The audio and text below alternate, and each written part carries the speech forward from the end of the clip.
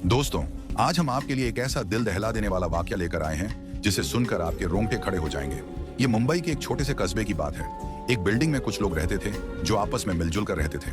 अचानक उस बिल्डिंग के एक फ्लैट से बदबू आने लगी जो इतनी बुरी थी कि लोगों का वहां से गुजरना मुश्किल हो गया। जब भी लोग काम से घर वापस आते या महिलाएं घर से निकलती तो उस बदबू से बचने के लिए अपनी नाक पर रूमाल रखकर ही गुजरती थी।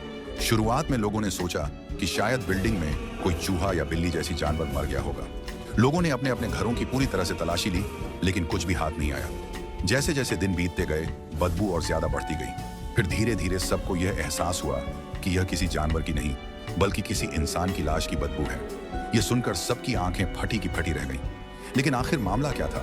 उस बिल्डिंग के फ्लैट से इंसानी लाश जैसी बदबू क्यों आ रही थी? आखिर ऐसा क्या हादसा हुआ था जिसने सबको हिलाकर रख दिया? उस बिल्डिंग में 4 अपार्टमेंट थे, 701, 702, 703 और 704। अब लोग सोच में पड़ गए कि आखिर माजरा क्या है। 701 वाले ने 702 वाले से पूछा और इसी तरह सभी आपस में पूछताछ करने लगे।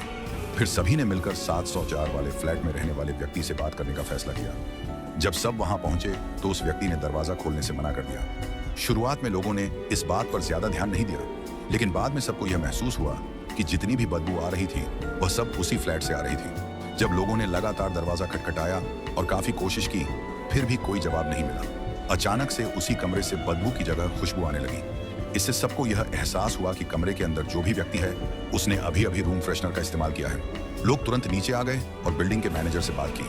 उन्होंने कहा, सर, हमारे फ्लैट्स में बहुत ज्यादा बदबू आ रही है, कृपया इसका कुछ समाधान निकालिए।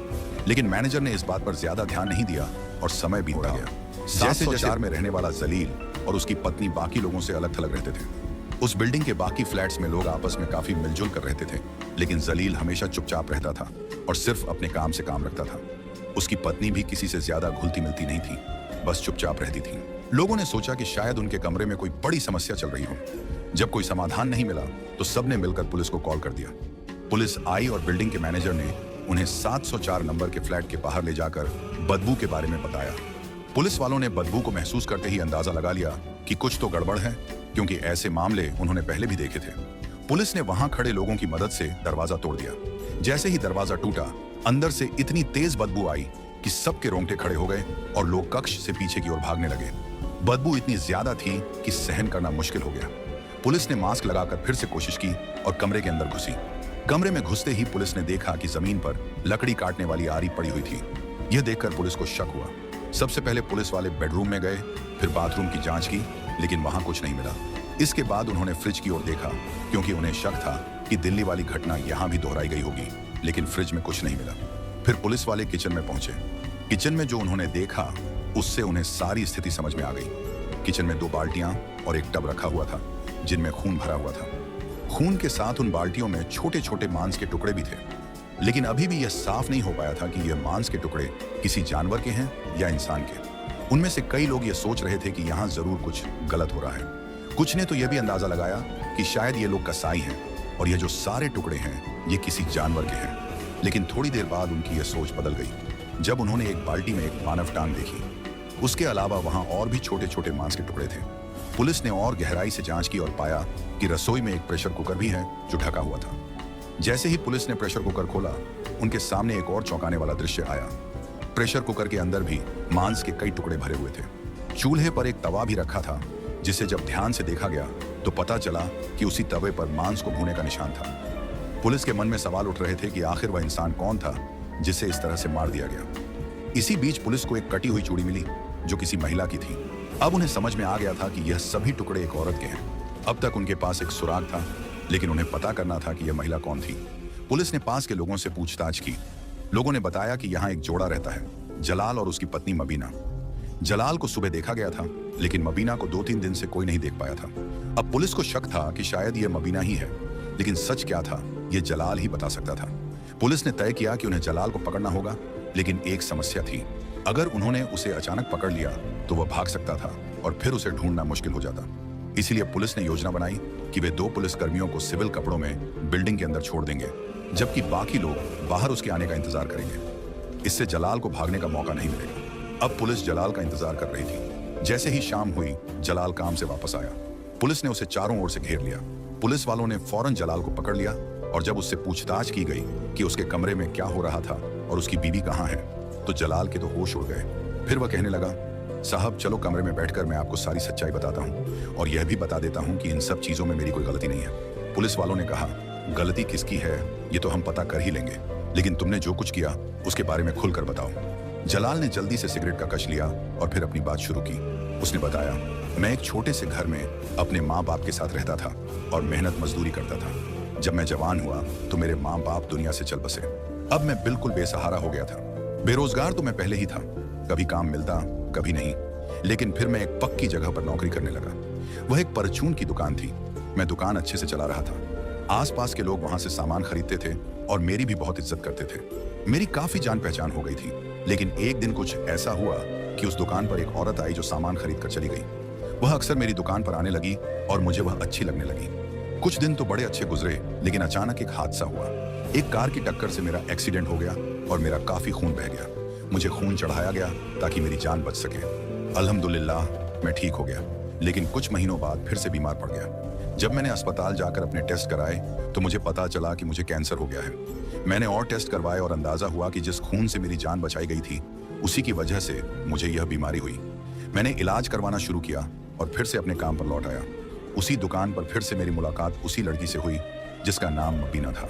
अब हम दोनों एक दूसरे के और भी करीब आ गए थे, क्योंकि अब दोस्ती प्यार और प्यार के बाद शादी में बदलने वाली थी। और फिर वह दिन आ गया जब हमने शादी कर ली। हम दोनों एक अच्छी जिंदगी बिता रहे थे, लेकिन अब खर्चे काफी बढ़ चुके थे। पहले तो मैं अकेला था, अब बीवी आ चुकी थी। मैंने अपना छोटा सा मकान किराए पर दे रखा था, जहां से मुझे 35,000 महीना किराया मिल रहा था। खुद मैं एक फ्लैट में कम किराए पर रहने लग गया, जहां मेरा खर्चा सिर्फ 10,000 आता था। इस तरह मेरे पास 25,000 रुपए सीधा बचने लग गए। दूसरी तरफ मैं परचून की दुकान पर नौकरी भी कर रहा था, जिससे हमारा गुजारा अच्छी तरह चल रहा था। मेरी बीवी शादी से पहले अपने चाचा के साथ रहती थी, क्योंकि उसके माता पिता के बीच लड़ाई झगड़े चल रहे थे। उसकी माँ अपने 5 बेटियों को लेकर अलग घर में अपने चाचा के साथ रहने लग गई थी, क्योंकि चाचा बहुत अच्छे इंसान थे। फिर एक दिन ऐसा आया जब उसके चाचा की मौत हो गई। इस दुख को वह सहन ही कर रही थी कि कुछ महीनों बाद उसकी माँ भी चल बसी। अब ये 5 बहनें मिलकर मेहनत मजदूरी करके अपना गुजारा करने लगी। इसी दौरान मेरी मुलाकात मबीर से परचून की दुकान पर हुई थी और आज हम दोनों पति पत्नी बनकर रह रहे थे। हमारा कारोबार अच्छा चल रहा था और हम ठीक ठाक जीवन जी रहे थे। लेकिन अचानक एक दिन परचून की दुकान किसी वजह से बंद हो गई और मेरी नौकरी हाथ से चली गई। अब हमारा गुजारा मुश्किल हो रहा था, क्योंकि नौकरी छूटने के बाद घर में पैसों की तंगी आ गई थी और लड़ाई झगड़े शुरू हो गए थे। मबीर मुझसे हर वक्त पैसों की मांग करती। हर समय उसकी जुबान पर पैसों की बातें रहती, जैसे कि मैं कहाँ से खाऊं, कहाँ से पहनूं। वह मुझसे कहती कि मैं कहीं और जाकर काम ढूंढ लूं। कुछ समय ऐसे ही बीता और मैंने एक फैक्ट्री में काम करना शुरू कर दिया। उस फैक्ट्री में बहुत सारी औरतें भी काम करती थीं। मेरी बीवी को शक की बीमारी ने घेर लिया। जब मैं शाम को थका हारा घर लौटता तो वह मुझ पर शक करती और तरह तरह की बातें सुनाती। कभी मेरा मोबाइल छीन लेती तो कभी बहाने बनाकर बुरी बुरी बातें बोलती, जिससे मेरा गुस्सा भड़क जाता। मैंने अपनी बीवी को कई बार सफाई दी, लेकिन वह किसी भी तरह नहीं समझी। एक दिन मैं तंग आकर अपनी बीवी को 2 थप्पड़ मार बैठा। उसने रो रो कर पूरे घर को सर पर उठा लिया। जैसे तैसे करके मैं काम पर निकल गया। पूरा दिन फैक्ट्री में काम करता रहा, लेकिन मेरे मन में बीवी की बातें ही घूमती रहीं। मैं दुआ कर रहा था, या अल्लाह मेरी बीवी को हिदायत दे। शाम को जब मैं घर लौटा और कमरे का दरवाजा खोला तो मेरे पैरों तले जमीन खिसक गई। मेरी बीवी जमीन पर गिरी पड़ी थी और उसके आसपास कुछ दवाइयां बिखरी हुई थीं। मैंने भागकर उसे उठाया तो उसके मुंह से झाग निकल रहा था और उसकी सांसें नहीं चल रही थीं। मेरी बीवी इस दुनिया से जा चुकी थी। उसने जहर खा लिया था। पुलिस ने मुझसे पूछा, अगर तेरी बीवी ने जहर खा लिया था तो तूने पुलिस में शिकायत क्यों नहीं की? मैंने डरते हुए जवाब दिया, मुझे डर था कि पुलिस मुझे ही दोषी ठहराएगी और जेल भेज देगी, क्योंकि गलती तो मेरी बीवी की थी और मैं बलि का बकरा बन जाता। इसीलिए मैंने आप लोगों को कुछ नहीं बताया। मैंने सोचा कि क्यों ना मैं उसकी लाश को ठिकाने लगा दूं, लेकिन पूरी लाश को ऐसे ही बाहर ले जाना मुश्किल था, क्योंकि मैं 7वीं मंजिल पर रहता था। अगर मैं लाश को बाहर ले जाता तो कोई ना कोई मुझे देख लेता और सवाल करता कि तू यह क्या कर रहा है। तब मैं उन्हें क्या बताता। फिर मैंने फैसला किया कि बीवी की लाश के छोटे छोटे टुकड़े कर दूंगा और उन्हें ठिकाने लगा दूंगा। सबसे पहले मैं शहर जाकर कुछ औजार खरीद लाया, जैसे कि हथौड़ा, आरी, लकड़ी काटने वाली कट्टर और कुछ और सामान। फिर मैं घर लौट आया और बीवी की लाश के छोटे छोटे टुकड़े करने लगा। लेकिन मुझे पता था कि मैं यह काम बहुत जल्दी नहीं कर पाऊंगा और थोड़े ही समय में लाश सड़ने लगेगी और बदबू आने लगेगी, क्योंकि इंसान की लाश की बदबू जानवर की लाश से कहीं ज्यादा भयानक होती है। ये बात मुझे अच्छे से पता थी। तब मैंने सोचा कि इस बदबू को खत्म करने का एक ही तरीका है। मैंने एक प्रेशर कुकर लिया और बीवी की लाश के कुछ टुकड़े उसमें डालकर उबालने लगा। उबालने के बाद मैं उन्हें तवे पर फ्राई कर लेता था। मेरा प्रेशर कुकर में उबालने का मकसद था कि टुकड़ों के अंदर से कोई बदबू बाहर ना आए और तवे पर फ्राई करने से पूरी तरह से बदबू खत्म हो जाती थी। ऐसा करने से बदबू कम हो गई थी। पूरे शरीर के हिस्से पिघलकर पूरी तरह से तरल हो जाते थे और मैं उन्हें बाथरूम में जाकर फ्लश कर देता था। जो मांस के टुकड़े बच जाते उन्हें मैं एक प्लास्टिक बैग में डालता और जब काम पर जाता तो उन्हें अपने साथ ले जाता। मैं सुबह सुबह सबसे पहले उठकर काम पर निकल जाता था ताकि लोग मुझे देख न पाएं। मैं उस समय निकलता जब आसपास के लोग सो रहे होते थे। फिर मैं इन छोटे छोटे टुकड़ों को बाहर फेंक देता जहां कुत्ते होते थे और वे इन टुकड़ों को खा लेते थे। इस सोसाइटी में रहने वाले सभी लोग इस बात से हैरान थे कि ये कुत्ते हर रोज हमारे ही इंतजार में क्यों रहते हैं कि कोई इन्हें खाने को कुछ देगा। जब लोग कुत्तों को रोटियां डालते तो कुत्ते उन्हें सूंघते तक नहीं थे। लोग परेशान थे कि आखिर माजरा क्या है। असल में मैं अपनी बीवी के छोटे छोटे टुकड़े कर उन्हें उबाल कर और तवे पर फ्राई करके कुत्तों को खिला देता था। जब कुत्तों का पेट गोश्त से भर जाता तो उन्हें और कुछ क्यों चाहिए होता। पुलिस वाले जलील की बातें सुन सुनकर दंग थे। उन्हें उसकी बातों पर जरा भी यकीन नहीं हो रहा था। वे सोच रहे थे कि यही अपनी बीवी का कातिल है। उनके समझ में नहीं आ रहा था कि कोई इंसान इतना निर्दयी कैसे हो सकता है। पुलिस को पूरा यकीन था कि जलील ने ही अपनी बीवी को मारा है और अब खुद को बचाने के लिए झूठी कहानियां बना रहा है। पुलिस ने सोचा कि अब इस लाश का पोस्टमार्टम कराया जाए, लेकिन पोस्टमार्टम किसका किया जाए। जलील ने तो पहले ही अपनी बीवी के शरीर के बाकी हिस्सों को कुत्तों को खिला दिया था। सिर्फ एक टांग ही बची थी। पुलिस ने अब घर की पूरी तलाशी शुरू कर दी ताकि कोई और हिस्सा मिल सके जिससे पोस्टमार्टम करवाया जा सके। पुलिस जलील से लगातार पूछताछ कर रही थी और उसकी काफी पिटाई भी हो चुकी थी, लेकिन जलील अब भी अपनी गलती मानने के लिए तैयार नहीं था। जलील ने पुलिस के हर सवाल का जवाब बड़ी चालाकी से दिया, लेकिन पुलिस को यकीन हो गया था कि उसने अपनी बीवी का कत्ल किया है। पूरे मोहल्ले में यह खबर आग की तरह फैल गई थी कि जलील ने अपनी बीवी के साथ कुछ ऐसा किया है जिसकी कल्पना कोई नहीं कर सकता था। ठीक उसी समय पुलिस को एक गवाह मिला जो जलील की बीवी के बारे में जानता था। यह गवाह जलील के पड़ोस में रहने वाली एक औरत नाजिया थी। नाजिया ने पुलिस को बताया, जलील अक्सर अपनी बीवी को पीटता था। मैंने कई बार उसे रोते हुए सुना है और एक बार उसकी बीवी ने मुझसे कहा था कि वह अब और यह सब बर्दाश्त नहीं कर सकती। उसने यह भी बताया था कि जलील के किसी और औरत के साथ नाजायज रिश्ते हैं। यह सुनकर पुलिस का शक और गहरा हो गया। उन्होंने नाजिया से पूछा, क्या तुम्हें यकीन है कि जलील का किसी और औरत के साथ रिश्ता था? नाजिया ने सिर हिलाते हुए कहा, हाँ, मैंने खुद उसे कई बार देर रात बाहर जाते देखा है और उसने मुझे धमकी दी थी कि अगर मैं किसी को कुछ बताऊंगी तो वह मुझे भी नहीं छोड़ेगा। पुलिस अब जलील पर पूरी तरह से शिकंजा कसने की तैयारी कर रही थी। उन्होंने उसकी कॉल रिकॉर्ड्स और मैसेज की जांच की। वहां उन्हें एक नंबर मिला जिससे वह अक्सर बात करता था। यह नंबर एक लड़की का था जिसका नाम शबाना था। पुलिस ने तुरंत शबाना को हिरासत में लिया। शबाना ने कबूल किया कि वह जलील के साथ रिश्ते में थी और जलील उससे शादी करना चाहता था। उसने यह भी बताया कि जलील अपनी बीवी को तलाक देना चाहता था, लेकिन उसकी बीवी राजी नहीं थी। वो बार बार कहती थी कि अगर जलील ने उसे छोड़ा तो वह खुद को मार लेगी, लेकिन मुझे नहीं पता था कि वह वाकई ऐसा करेगी, शबाना ने डरते हुए कहा। अब पुलिस ने जलील से सख्ती से पूछताछ शुरू की। पिटाई के बाद जलील ने आखिरकार सच उगल दिया। उसने कहा, हाँ, मैं शबाना से प्यार करता था, लेकिन मेरी बीवी बार बार मुझे धमकी देती थी कि वह खुदकुशी कर लेगी। उस दिन जब मैंने उसे थप्पड़ मारा तो उसने मुझसे कहा कि अब वह मेरी जिंदगी से हमेशा के लिए चली जाएगी। मैंने सोचा था कि वह मजाक कर रही है, लेकिन जब मैं शाम को घर लौटा तो उसने सच में अपनी जान ले ली थी। पुलिस अधिकारी ने पूछा, तो तूने उसकी लाश को टुकड़ों में क्यों बांटा?